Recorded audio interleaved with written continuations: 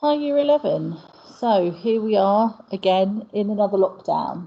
And I'm sure, as many of you would have read in my message this morning, watched the announcement last night, or have heard that your GCSEs are not going to happen in the way we were expecting.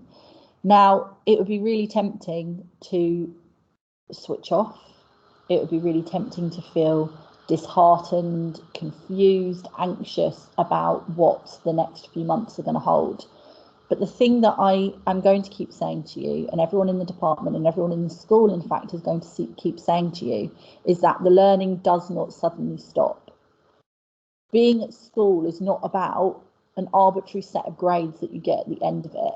It is the learning that you do and the knowledge that you gain when you are in school that is important to set you up for the rest of your life. So we will continue to set you work. We will continue to work towards the exams just in the same way that we were doing before.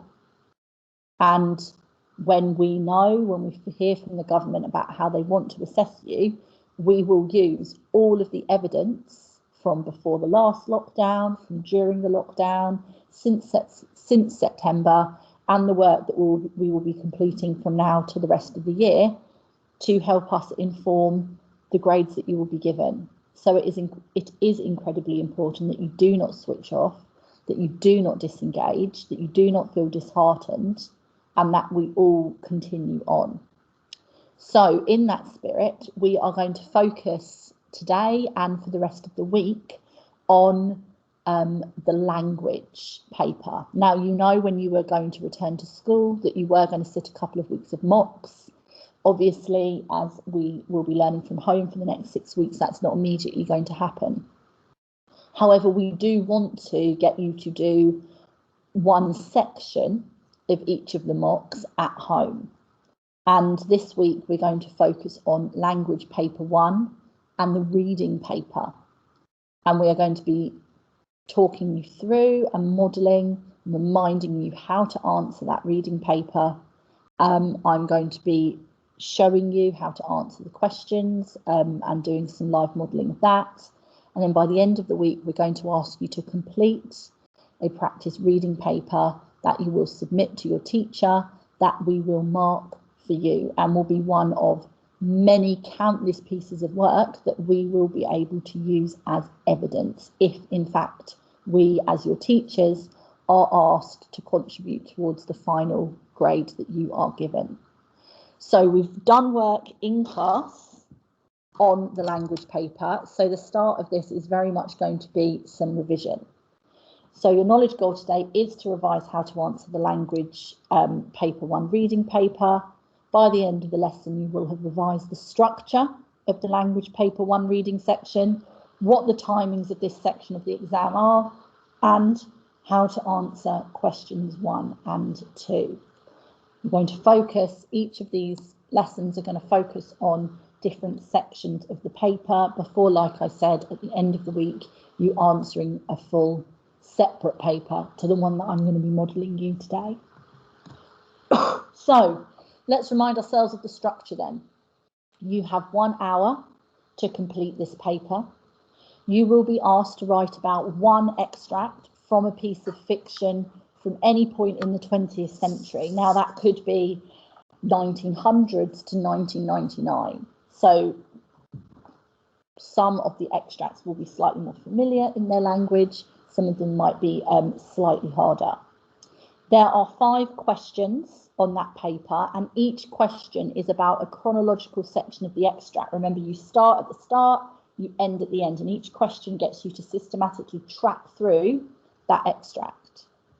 You should spend 15 minutes on, that should be questions 1 and 2, 15 minutes on question 3, 15 minutes on question 4, and 15 minutes on question 5.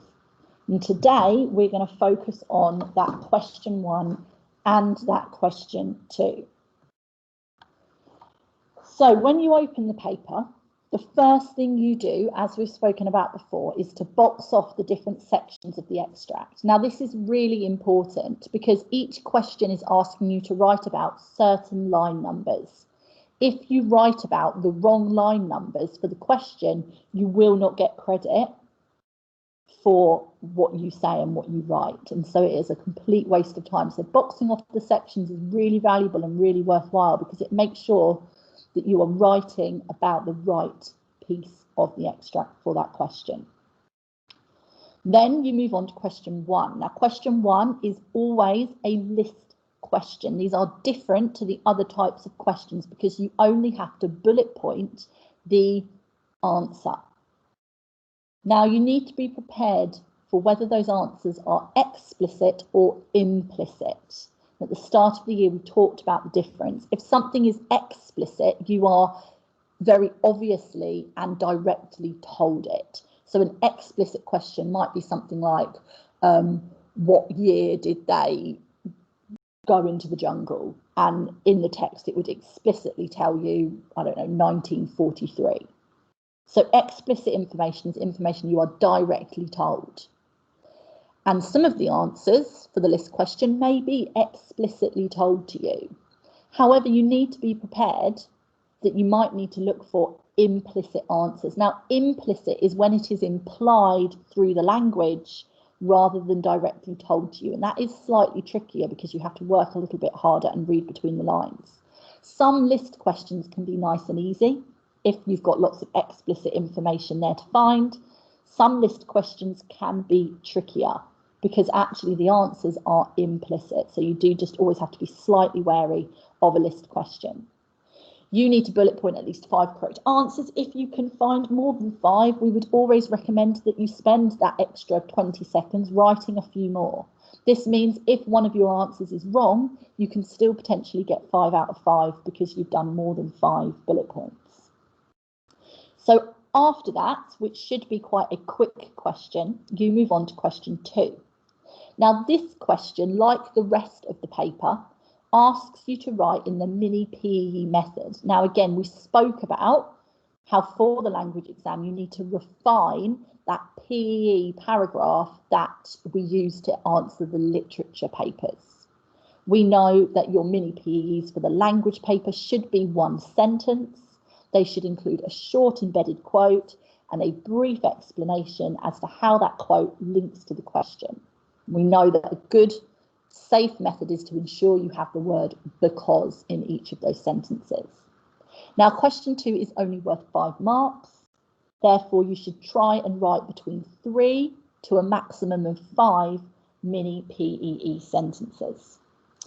Now, I'm going to move over to the visualizer and I am going to attempt to talk you through and model by doing a paper myself how to answer questions 1 and question 2. So as with all technology, let's see if it's going to work. So hopefully what you should see now is the exam paper. So just to remind yourself what it looks like, we have our 5 questions here. We have our explanation at the top, that it's worth 40 marks.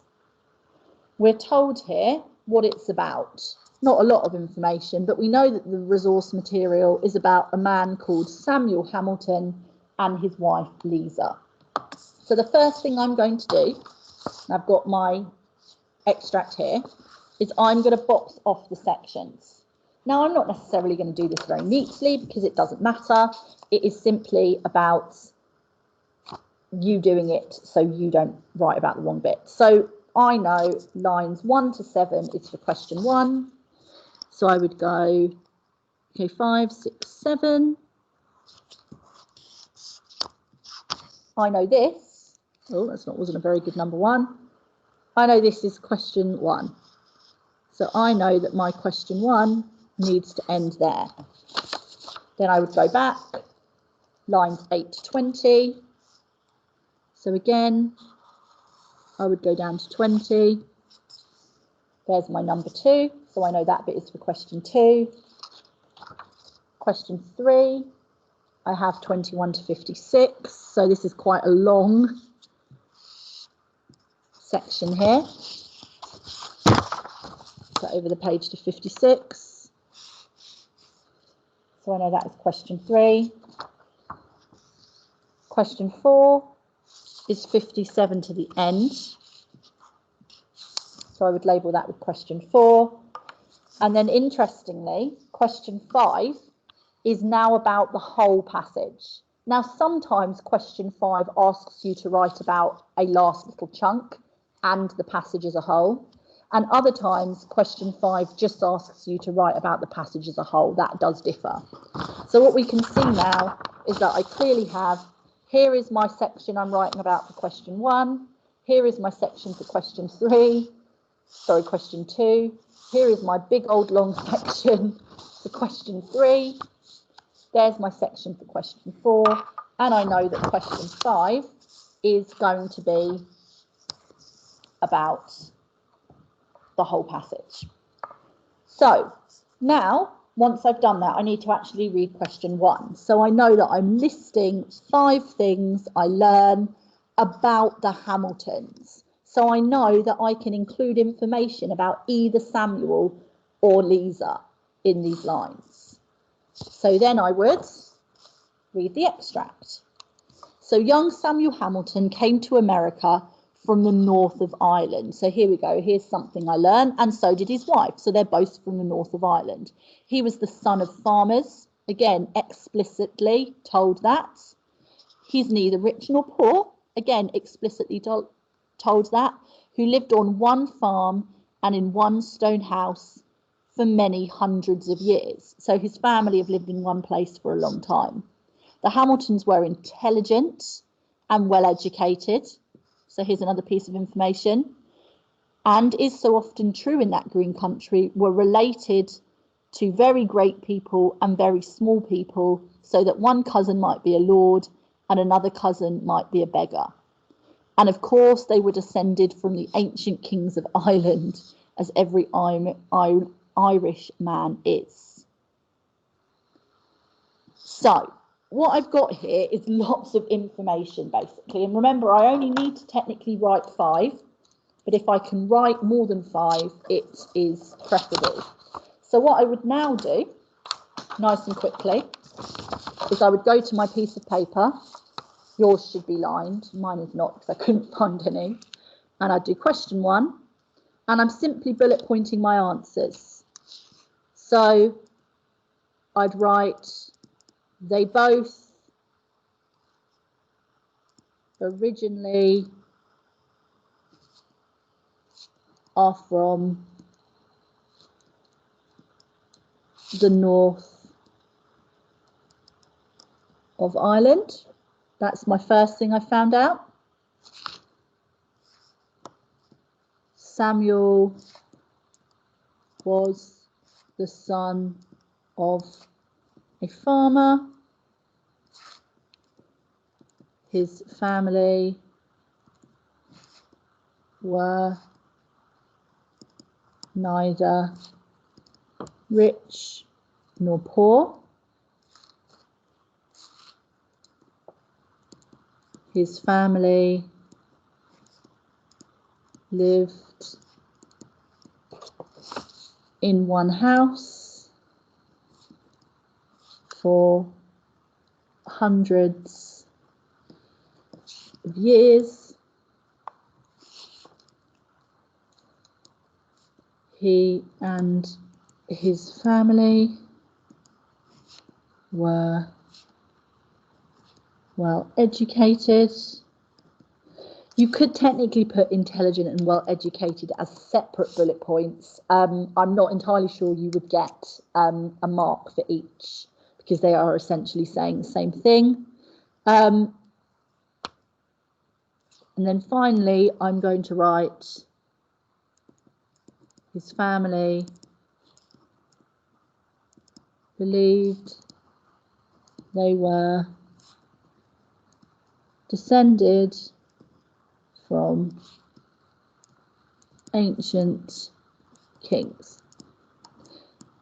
So you can see there that I've got 6 technically. So if one is wrong or I haven't written one out correctly, I would hopefully then get 5 out of 5. So it is simply here, and this was a nice easy question because all of your information pretty much was explicit. So I would then immediately move on to question 2. So let's have a little look at question 2. What impressions does the writer create of Samuel and Lisa in these lines? So this is a what impressions question. And again, I know that I can find evidence for either Samuel or for Lisa. And I'm thinking about how do the words that the writer has chosen to use, how do those words give me an impression of Samuel and Lisa? And I know here, as is sort of prompted here by this little bit in italics, by you must refer to the language used in the text to support your answer, I know that this is requiring me to write in that mini PE method. So we're going to go back to the extract then. And I'm going to read it through and highlight anything that gives me an impression of Samuel or Lisa. And I'm going to try and highlight short pieces of information, ideally one-word pieces of information, because it makes embedding it in your mini PE much more straightforward. So, why Samuel left the stone house and green acres of his ancestors, I do not know.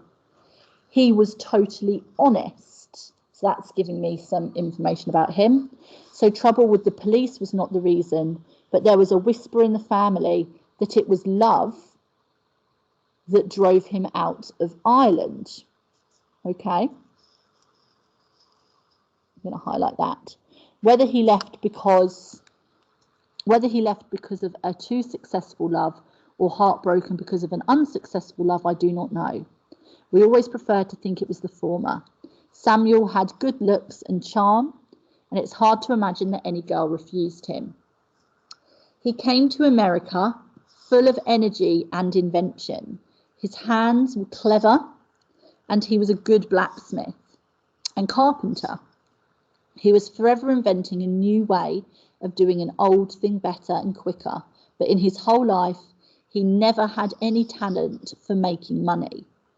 I don't know what directed his steps to the Salinas Valley, but he brought with him his tiny Irish wife, Lisa, who was a hard and humorless woman. I think there must have been another girl printed in his heart.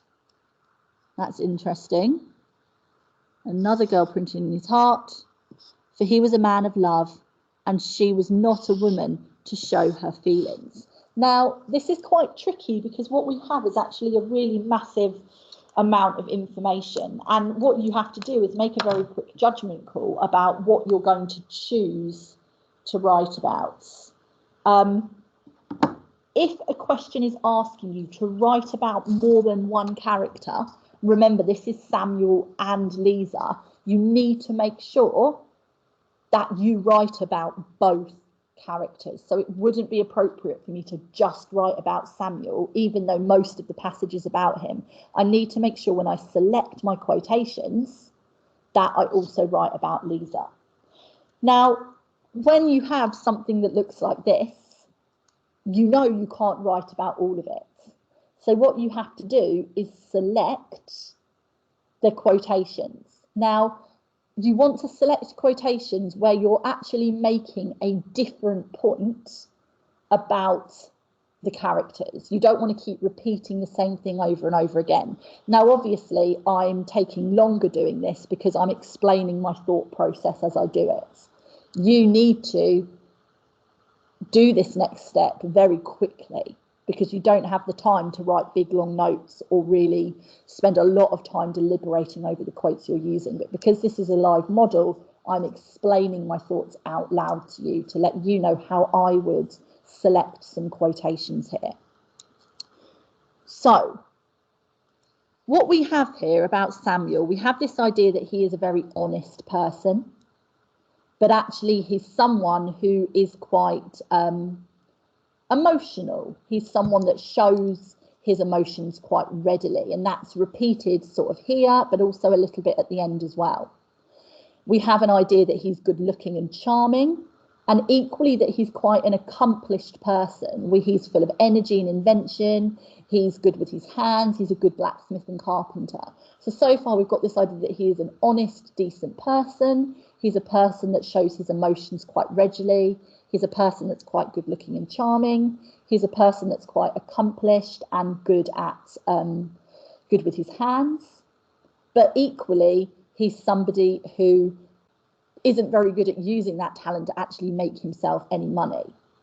Liza, his wife, is a contrast to him. Whereas he is full of energy and love and honest emotion, she is quite hard and humorless. Humorless means she doesn't have a lot of a very good sense of humour.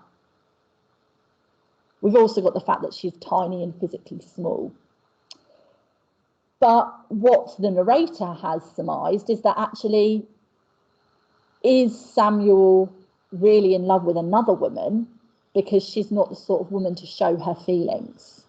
So what I think I'm going to do is I'm going to focus on this idea of him being honest. I'm going to focus on him being good looking and charming. I'm going to focus on this section here about the fact that he's, you know, good with his hands and very inventive, but it doesn't make him any money, and sort of do that together. I'm going to focus on the fact that his wife is hard and humorless, and that she's not someone to show her feelings. So they are essentially my 5 pieces of information. So what I then need to do is I need to think, how am I going to write this out? So I know that my question is a what impressions question. So I know I need to use the word impression in my mini PE a lot. So I'm really focusing on the question. I know I need to embed a short quote and explain how that quote gives me my impression of Samuel. So I'm going to start with my good old sentence starter of, when we are told Samuel is honest, it's sliding about all over the place. It gives me the impression that he is a good and decent person because he never tries to lie. Now, what I've got here is I've got my quotation, I've got what impression it gives me that he's good and decent, and I've explained how the word honest shows me that he's good and decent. Now, could I go into more detail? Yes, of course I could. If this was a literature paper, I could really drill down into how honest links into the impression I get in the rest of the paragraph. I could start thinking about intentions, but this isn't a literature paper. And if you try and go into that level of detail, you will run out of time to cover the extract, and covering the extract is really important. So now I'd look at my next point that I've decided to make, and that is that he's good looking and charming. So I'm going to start in exactly the same way. And those of you, particularly those of you aiming for the tippy top grades, may think, well, is that not going to make my answer sound really basic if I'm going when we are told, when we are told, when we are told? The language exam is not about sounding beautiful. Okay, the language exam is about showing your understanding and interpretation of what you have read, writing enough in the time you're given, and covering the extract. So yes, you can absolutely change the way you're starting your sentences, but you absolutely should not spend time worrying about doing so. So when we are told Samuel is, sorry, I've lost my quote now. Samuel is has good looks and charm, it creates the impression he is attractive and popular because he is able to this is when I need to think about this idea of charming. And that's the trouble really with picking explicit information, is that when you pick explicit information, like good looks and charm, it can be quite hard to then explain why you're giving the impression you are, because the impression's quite basic. So when we are told Samuel has good looks and charm, it creates the impression he is attractive and popular because he is able to use his looks and charm to make people like him. So here's my 2. So my next is about how he is clever. So I'm going to change it up a bit. We are also told he is, or he has clever hands and is a good carpenter and blacksmith, which suggests he is a skilled and practical man, because his talents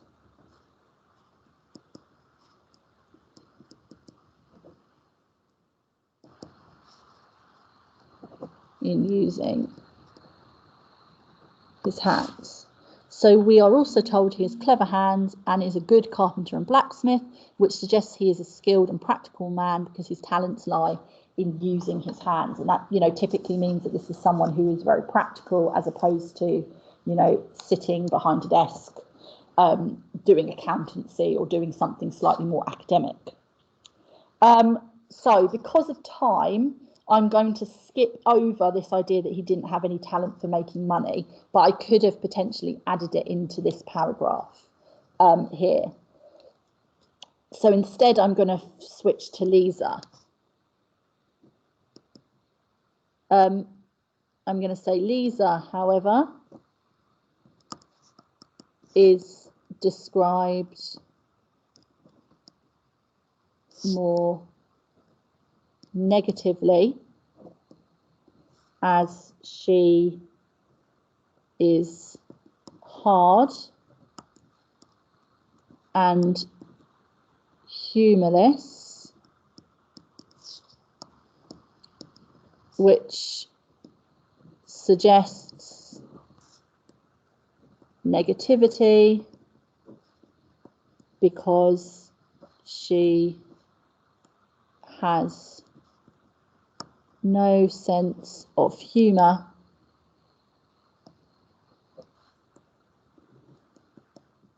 and is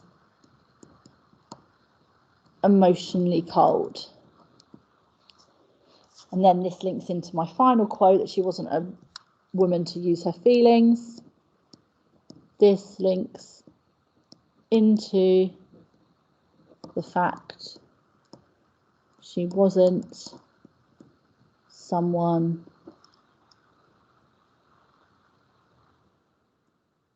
who showed her feelings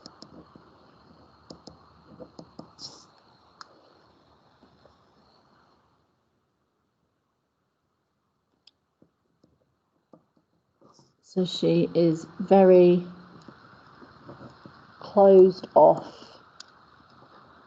and unemotional. Now, I know that looks like a lot, and to be fair, that's 5 out of 5. That's 5 quotations. Remember, particularly if you're aiming for, say, a 4 or 5, you only want to aim to get 3 done. even if you're aiming for a grade 8 or 9, you don't have to get 5 out of 5 and 10 out of 10 for every single question. It's about you knowing what and how much you are capable of writing in the time you've got. Now, all of that and the reading and the boxing off needed to be accomplished in 15 minutes. You may find that you only have time to write 3, and that's fine. I still would have wanted my one about Lisa because it's important that I cover both, but I could have missed out, you know, a couple of the ones about Samuel, for example, or done 2 on Samuel and 1 on Lisa. So it is about you knowing your limitations, and that's why these practices are so important. Now, what I want you to do is on the class charts link and on the assignments link on Teams, there is the link to a different practice paper.